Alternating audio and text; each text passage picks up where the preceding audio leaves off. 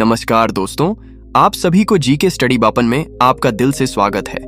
लोगों को इग्नोर करना सीखो, जिंदगी में कभी धोखा नहीं खाओगे। ऐसा गौतम बुद्ध ने कई सालों पहले अपने शिष्यों को क्यों कहा था? इसके पीछे का रहस्य क्या है? तो इसके बारे में ही आज के इस वीडियो में कहानी के माध्यम से हम आपको कुछ ऐसे तरीके बताएंगे जिनसे आप धोखा खाने से खुद को बचा सकते हैं। भावनात्मक रूप से कमजोर आदमी का लोग हमेशा फायदा उठाते रहते हैं। जो भी इंसान नर्म दिल का होता है, यानी कि भावनात्मक रूप से करुणान होता है, वह अपनी करुणा बस दूसरों की सहायता तो कर देता है, लेकिन बदले में उसे हमेशा धोखा ही मिलता है। आइए जानते हैं इस कहानी के माध्यम से। उससे पहले, अगर आप भी भगवान बुद्ध को दिल से मानते हैं और उनके सच्चे भक्त हैं, तो कहानी को पूरा सुने और कमेंट बॉक्स में नमो बुद्धाय अवश्य लिखें। एक बार एक युवक जंगल के वृक्ष पर मुक्के मार रहा था। वह बहुत जोर जोर से मुक्के मार रहा था। वह अपने मन का गुस्सा निकालने की कोशिश कर रहा था। शायद उसको किसी ने धोखा दिया था या फिर उसके साथ बहुत बुरा हुआ था, जिससे वह बहुत ज्यादा परेशान था। उसे कहीं भी शांति नहीं मिल रही थी। वह लगातार उस वृक्ष पर मुक्का मार रहा था, जिससे उसकी उंगलियां लहूलुहान हो चुकी थीं। उसी जंगल में एक शीतल पानी का झरना था। वहां पर एक बौद्ध भिक्षु रोज संध्या के समय स्नान करने आया करते थे। यह उनका नित्य का नियम था। आज जब वह इस रास्ते से स्नान करने के लिए उस जंगल में आए, तो उन्होंने देखा कि युवक जोर जोर से चीख रहा था और रो रहा था और लगातार उस वृक्ष पर मुक्के मारे जा रहा था। उस युवक के आसपास कोई मौजूद नहीं था। इससे उस भिक्षु को उस युवक की चिंता होने लगी।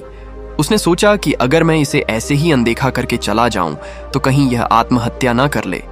ऐसे विचार आने के बाद भी वह कुछ नहीं बोले। वह लगातार उस युवक की तरफ देखे जा रहा थे। कुछ देर तक तो उस युवक ने उस भिक्षु को नजरअंदाज किया, लेकिन कुछ देर बाद उसे अजीब सा लगने लगा। उसने सोचा, ना तो यह मुझे रोक रहा है और ना ही कुछ कह रहा है। यह तो बस मुझे देखे जा रहा है। इसका क्या मतलब है? बहुत अजीब आदमी है। ऐसे ही विचार उस युवक के मन में उठने लगे। जब कुछ देर बाद भी वह भिक्षु कुछ नहीं बोला, तो युवक ने अचानक से उस भिक्षु से पूछा कि महाशय, आप अपने रास्ते क्यों नहीं चले जाते? आपका क्या मतलब? आप यहां रुककर मुझे देख क्यों रहे हैं? भिक्षु ने बहुत शांत स्वर में कहा कि मैं तुम्हें रोक नहीं रहा हूं, तुमसे कुछ कह नहीं रहा हूं, तो मुझसे तुम्हें क्या परेशानी है? मेरी तरह ही यह वृक्ष, पौधे और पक्षी, ये सब तुम्हें तो देख ही रहे हैं। जब इनसे तुम्हें कोई परेशानी नहीं है, तो मुझसे क्यों परेशानी है? यह सुनकर और युवक जोर से चीख कर बोला, मुझे सबसे परेशानी है। मैं सबसे नफरत करता हूं। यहां पर सब धोखेबाज, गद्दार लोग रहते हैं। कोई किसी का नहीं होता इस दुनिया में। इस तरह बोलते बोलते वह फूट फूट कर रोने लगा और रोए जा रहा था, और भिक्षु उसे देखे जा रहा था। वह भिक्षु उसे चुप कराने की कोशिश भी नहीं कर रहा था। यह बात तो उस युवक को और ज्यादा अजीब लगी। अब रोना बंद करके उस युवक ने सीधे होकर उस भिक्षु से कहा, आप बहुत अजीब आदमी हैं। आपके सामने कोई इंसान रो रहा और आप उसे चुप भी नहीं करा सकते। आपके मन में बिल्कुल भी संवेदना नहीं है। बहुत अजीब और कठोर हृदय वाले साधु हैं। आपको अपने साधु होने पर खेद होना चाहिए।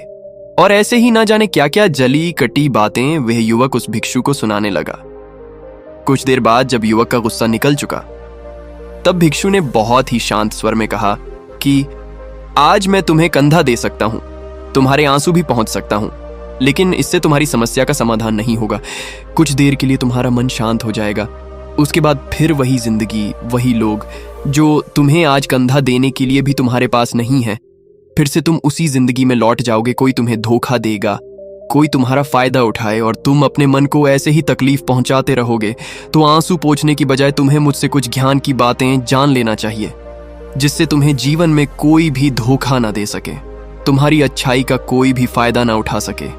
याद रखना, आंसू पोंछने वाले तो तुम्हें बहुत मिल जाएंगे, लेकिन ध्यान और सही समझ देने वाला कभी कभी कोई इंसान मिलता है। भिक्षु ने उसे बताया कि मैं पास ही के झरने में स्नान करने के लिए जा रहा हूं। बहुत ही शीतल पानी है वहां का। अगर तुम चाहो तो तुम भी मेरे साथ जा सकते हो। यहां पर अकेले परेशान होने से अच्छा है कि तुम झरने के शीतल पानी में स्नान करो, जिससे तुम्हारा दिमाग, मन, मस्तिष्क और तुम्हारा शरीर सब कुछ पवित्र हो जाएगा। ये सुनकर वह युवक उस भिक्षु के पीछे पीछे जाने लगा। जंगल के बीचों बीच रास्ता झरने की तरफ जाता था। जंगल में सन्नाटा छाया हुआ था। उनके पैरों तले सूखे पत्तों की चरमरा की आवाज पूरे जंगल में गूंज रही थी। आज पूर्णिमा की रात थी और आसमान में चांद अपनी उजली रोशनी उस जंगल में फेंक रहा था। उस रोशनी में दोनों उस झरने की तरफ चले जा रहे थे। रास्ते में चलते चलते उस युवक ने उस भिक्षु से कहा कि महात्मा, आपकी जिंदगी मस्त है, आपको किसी चीज की कोई परेशानी नहीं है। आपको पता है कि दुनिया में कैसे कैसे लोग रहते हैं, कितने धोखेबाज, कितने मक्कार, और सबसे महत्वपूर्ण बात, अपने लोग ही धोखा देते हैं। जिनसे हम प्रेम करते हैं, जिनको हम अपना मानते हैं, जब उन्हीं से धोखा मिलता है तो कैसा महसूस होता है। कभी कभी तो लगता है कि भोले और दयालु लोगों के लिए यह दुनिया नहीं बनी है, ये धोखेबाज के लिए है, मक्कार के लिए हैं। वहीं यहाँ पर फलते फूलते हैं, वही आनंद से जीते हैं। और हमारे जैसे लोग जो दूसरों की सहायता करते हैं, दूसरों को अपना मानते हैं, वह हमेशा जीवन भर दुख में रहते हैं। यही जीवन की सत्यता है और यही संसार है जिसमें हमें रोज घुट घुट कर मरना होता है। गुरुदेव, आपने सही किया, ऐसी जिंदगी को त्याग दिया, पीछे रहने दिया। अब बस अपने में मस्त है, किसी से कोई परेशानी नहीं है, किसी की कोई चिंता नहीं। मैं भी सोचता हूं कि मैं भी सन्यास ले लूं। यह सुनकर उस भिक्षु ने कहा कि तुम्हें क्या लगता है, सन्यासी जीवन बहुत आसान होता है? भिक्षु ने बहुत शांत स्वर में कहा कि तुम्हें तो 2 वक्त की रोटी तो शांति से मिल जाती है, हमें तो कभी कभी वह भी नसीब नहीं होती। अगर भिक्षा मिल जाती है तो हम खा लेते हैं, वरना हमें तो भूखा ही सोना पड़ी देता है। यही हमारा सन्यासी जीवन है। हमें हमेशा नीचे सोना रहता है, सिर्फ एक लंगोट में रहना होता है। चाहे कैसा भी मौसम क्यों ना हो, तो यह सब तुम्हें आसान लगता है, तो तुम भी सन्यासी बन जाओ। युवक ने कहा कि आप कहते तो ठीक ही हैं, संघर्ष तो दोनों तरफ है, सांसारिक जीवन में भी और सन्यासी जीवन में भी। वैसे सांसारिक जीवन भी अच्छा है, लेकिन तब तक जब तक घर परिवार में सुख शांति बनी रहे, धोखा ना मिले, हमारे लोग हमारा फायदा ना उठाएं, हमसे झूठ ना बोले, हमें धोखा ना दे, तब तो जीवन जीने का आनंद होता, वरना जीवन नर्क हो जाता है। भिक्षु ने कहा, सन्यास अपने मन से लिया जाता है। जब हमारा मन कहता है कि हमें सन्यास के मार्ग पर सफलता हासिल करनी है, आगे जाना है, तो ही सन्यासी जीवन सफल हो पाता है। लेकिन तुम अपने घर से परेशान होकर, दूसरे लोगों से परेशान होकर सन्यासी बनना चाहते हो, तो तुम्हारा सन्यासी जीवन भी कभी सफल नहीं होगा। इससे अच्छा तो तुम सांसारिक जीवन में अगर कुछ तरीके, कुछ नियम अपना हो, तो दूसरे लोग तुम्हें धोखा नहीं दे पाएंगे।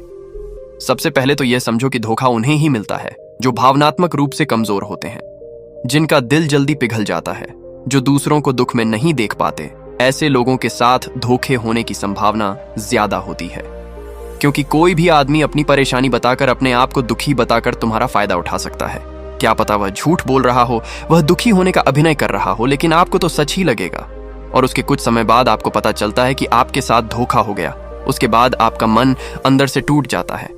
इसीलिए सबसे पहली बात ध्यान रखना कि किसी भी व्यक्ति को यह एहसास मत होने दो कि तुम भावनात्मक रूप से कमजोर हो। अंदर से तुम्हारा दिल नरम है। अगर उन्हें यह कमजोरी आपकी पता चल गई, तो वह कोई ना कोई जाल रचकर आपका फायदा उठाने की जरूर कोशिश करेंगे।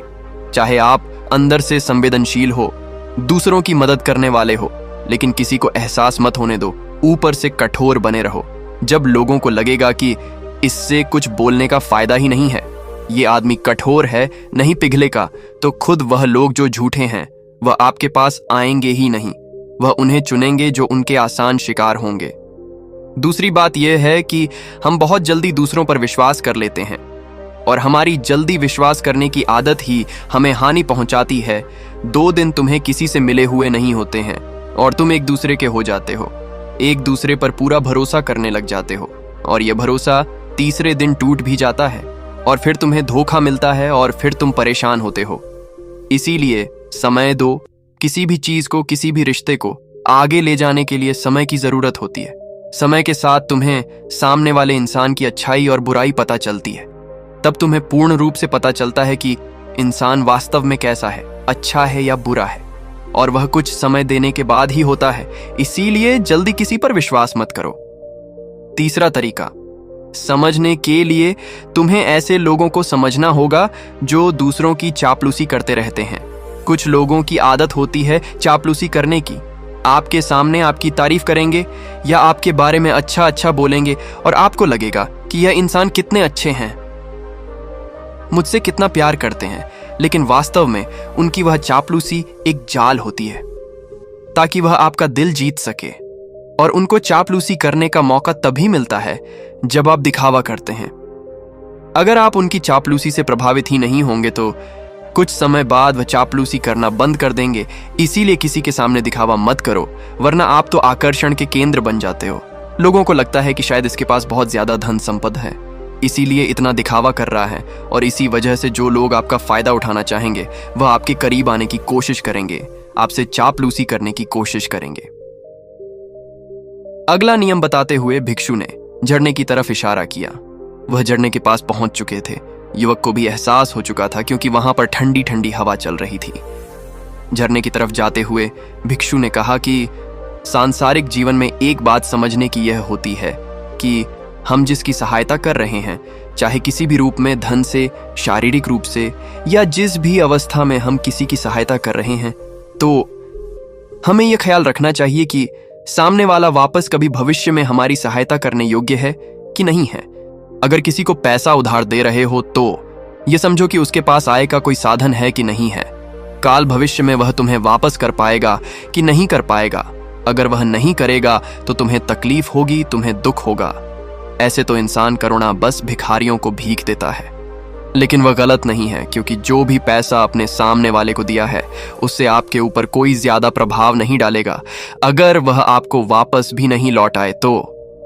अगर किसी ऐसे इंसान को पैसा देना है जो कभी वापस नहीं लौटा पाएगा तो उतना ही देना चाहिए जिससे तुम्हारे ऊपर ज्यादा दबाव ना बने। अगर वह वापस भी ना कर सके तो तुम्हें दुख ना पहुंचे। अब तक वह दोनों झरने पर पहुंच चुके थे। दोनों ने अपने वस्त्र उतारकर उस झरने के शीतल पानी में कूद गए। पानी ठंडा था। उन दोनों की सारी थकान और उदासी पल भर में ही दूर हो गई। स्नान कर लेने के बाद दोनों उस झरने के सामने एक वृक्ष के नीचे बैठकर बातें करने लगे। भिक्षु ने उसे आगे समझाते हुए कहा कि शुरुआत में लोगों को नजरअंदाज करना सीखो। जब तुम किसी को शुरुआत में नजरअंदाज करते हो तो जो भी लोग किसी लालच की वजह से तुम्हारे पास चिपक रहे थे उनकी छटनी हो जाएगी। जब तुम उनको नजरअंदाज करोगे तब एक दो बार लोग तुम्हारे पास आने की कोशिश करेंगे। उसके बाद वह तुमसे दूरियां बना लेंगे, और जो आदमी तुम्हारी इंसानियत, तुम्हारी अच्छाई देखकर तुम्हारे पास आएगा वह नजरअंदाज करने के बावजूद भी तुम्हारे करीब ही बना रहेगा। और यही तो एक सच्चे इंसान की पहचान होती है। जो हमारे अपने होते हैं उनसे हम तकरार भी कर लेते हैं, कला भी कर लेते हैं, उसके बावजूद भी वह हमारी बातों का बुरा नहीं मानते हैं। चाहे कुछ ही समय के लिए वह हमसे नाराज रहे, लेकिन कुछ समय बाद फिर से हम एक हो जाते हैं। और यही तो घर परिवार का मतलब होता है, यही तो अपनों का मतलब होता है। इसीलिए शुरुआत में अनजान लोगों को नजरअंदाज करना सीखो, इग्नोर करना सीखो, ताकि धोखेबाज मक्कार लोग तुम्हारे करीब ही ना आ पाए। अपने इस वार्तालाप को खत्म करते हुए भिक्षु ने अपनी आखिरी और 5वीं बात बताते हुए कहा कि यह आखिरी सीख सबसे ज्यादा महत्वपूर्ण है। सब कुछ होने बाद भी तुम्हें धोखे मिल सकते हैं, लेकिन तुम अगर अपने आंख और कान और अपना दिमाग खोलकर रखते हो, अगर तुम होश में रहोगे, ध्यान करोगे, तो तुम्हें इंसान की आंखें देखते ही समझ में आ जाएगा कि उसे तुमसे क्या चाहिए। तुम उसकी इच्छा और उसका स्वभाव उसकी आंखों में ही देख सकते हो। लोगों की आंखों में, उनकी वाणी में, उनके स्वभाव में उनका सब कुछ दिखाई देता है। बस हम ही अपनी आंखें मूंह कर रहते हैं। दूसरे लोगों से जानो, उसके रिश्तेदारों से जानो, उसके परिवार वालों से जानो कि वह इंसान कैसा है। दूसरों के साथ उसका व्यवहार कैसा है, उसकी जांच करो, तब किसी पर विश्वास करो। ऐसे ही किसी पर विश्वास मत कर लेना। अगर तुम किसी के साथ लंबे समय तक भरोसा करना चाहते हो, किसी के साथ कोई संबंध बनाना चाहते हो और कोई दोस्ती करना चाहते हो या किसी की मदद करना चाहते हो, तो इन सभी परिस्थितियों के बारे में तुम्हें जरूर पता होना चाहिए कि दूसरे लोग उस इंसान के बारे में क्या सोच रखते हैं। इसके बाद तुम जीवन में कभी भी धोखा नहीं खाओगे और तुम्हें कभी भी धोखे की वजह से पछताना नहीं होगा। इसी तरह की बातें करते हुए भिक्षु और वह युवक दोनों जंगल से बाहर आ गए और अपने अपने घर को चले गए। तो दोस्तों, उम्मीद करता हूं आपको इस कहानी से एक अच्छी सीख मिली होगी। ये कहानी आपको कैसी लगी हमें कमेंट करके जरूर बताएं। और इस वीडियो को अपने दोस्तों के साथ जरूर शेयर करें ताकि उन्हें भी इस कहानी से कुछ सीखने को मिल सके। धन्यवाद। नमो बुद्धाय।